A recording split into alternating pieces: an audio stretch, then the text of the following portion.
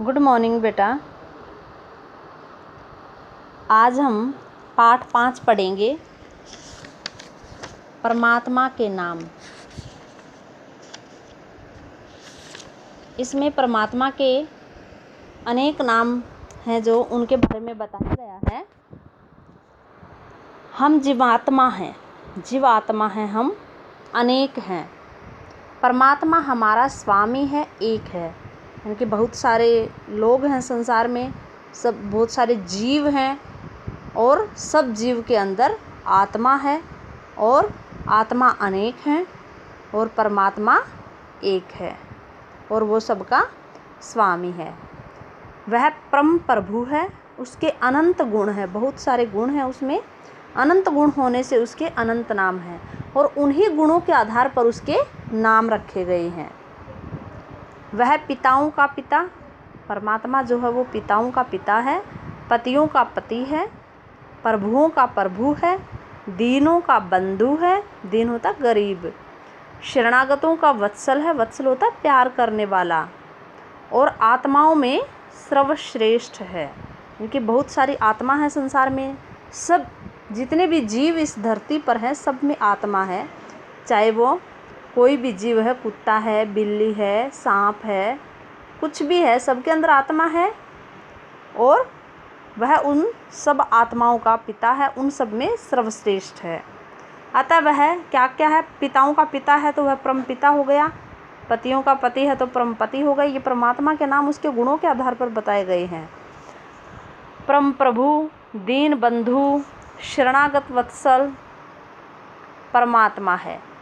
सबका शासक होने से वह ईश्वर, यानी कि वह सबके ऊपर शासन करता है, राज करता है, वह ईश्वर है और सर्वेश्वर है। योगीजन उसमें रमण करते हैं, जो योगी होते हैं, ऋषि मुनि होते हैं, वो उस परमात्मा में रम जाते हैं, रमण करते हैं उसमें, अतः वह राम है। परमात्मा स्वयं है, उसे किसी ने बनाया नहीं है। जैसे जीवात्मा को परमात्मा ने बनाया है, लेकिन परमात्मा को किसी ने नहीं बनाया है। अतः वह क्या है? स्वयंभू है, खुद ही बना हुआ है, वो स्वयंभू है, खुदा है। दया करने से वह दयालु है, सबके ऊपर दया करता है तो क्या है? वह दयालु है। सबके ऊपर रहम करता है, इसलिए वह रहीम है। संस्कृत में अल्लाह माता को कहते हैं, वेद में भगवान को माता कहा गया है। संस्कृत में अल्लाह जो है माता को कहते हैं, वेदों में क्या कहा गया? भगवान को माता कहा गया है, अतः उसका नाम अल्लाह भी है। प्रजा का स्वामी होने से परमात्मा प्रजापति है। सारा विश्व उसका क्रम है, अतः वह क्या है? विश्वकर्मा है। वह सब जगह है, सब कुछ जानता है और सबको पालता है, इसलिए वह उसे सर्वव्यापक, सब जगह है तो क्या कहा गया? सर्वव्यापक। सब कुछ जानता है तो क्या कहा गया? सर्वज्ञ। और सबको पालता है तो क्या कहा गया है? सर्वपालक या विष्णु कहा जाता है। कल्याणकारी होने से वह शिव है, शंकर है। सबका कल्याण करता है वह तो क्या है? वह शिव है। दुष्टों को रुलाने से वह रुद्र है। प्रभु का अंग्रेजी नाम गॉड है। इंग्लिश में भगवान को क्या कहते हैं? गॉड। गॉड में 3 अक्षर हैं, GOD। ये तीनों क्रमशः जी से जन्म के बारे में बताया गया है, O से व्यवस्था के बारे में बताया गया है कि प्रभु ने जो व्यवस्था कर रखी है, और D से डेथ या मृत्यु के बारे में बताया गया है।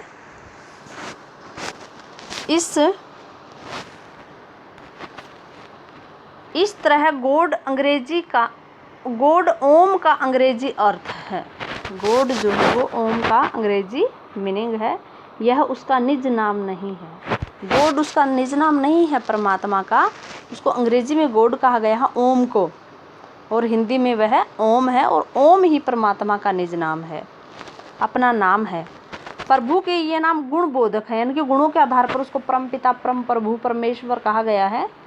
गौणिक हैं, गुणों के आधार पर कहा गया है। प्रभु के ऐसे नाम अगणित हैं, असंख्य हैं, अनंत हैं, बहुत सारे हैं। उसका निज नाम केवल ओम है। प्रभु का जो अपना नाम है वो क्या है? ओम। जो और नाम दिए गए हैं वो तो गुणों के आधार पर दिए गए हैं, लेकिन उसका अपना नाम क्या है? ओम। ओम को ही समझाने के लिए ओंकार तथा प्रणव, प्रणव होता कभी पुराना न पड़ने वाला, सदा नया रहने वाला, कह दिया जाता है। ओम में 3 अक्षर हैं, अ, उ और म। कितने अक्षर हैं ओम में? 3, अ, उ, म। अ बोलते समय मुख खुला रहता है, अ बोल के देखेंगे, ओ बोलते समय मुख जो है हमारा खुला रहता है।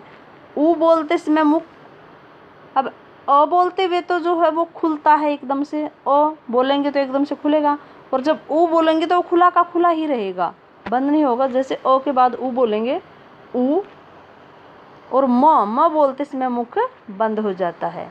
तो क्या है, भगवान संसार को बनाता है, खुलता है, मुख खुलता है अ बोलते समय, तो क्या है, बनाता है संसार को, और फिर खुला रहता है, वह संसार को पालता है, और वह ही संसार को फिर बंद कर लेता है, अपने में समेट लेता है। ओ का अर्थ है बनाना, उ का अर्थ है पालन करना, और म का अर्थ है समेट लेना। भगवान ये तीनों काम करता है क्योंकि वह ओम है। ओम ही सबका रक्षक है, हमें ओम नाम जपना चाहिए। तो परमात्मा का अपना निज नाम, स्वयं का नाम क्या है? ओम है। और बाकी और जो उसके नाम है वो सब उसके गुणों के आधार पर है, लेकिन उसका स्वयं का नाम ओम है। और ओम जो है वो 3 अक्षरों से मिलकर के बना है, अ, उ और म। अ का अर्थ है बनाना, उ का अर्थ है पालन करना, और म का अर्थ है समेट लेना। ओके बेटा, थैंक यू। आपने इस पाठ को अच्छे से पढ़ना है और समझना है।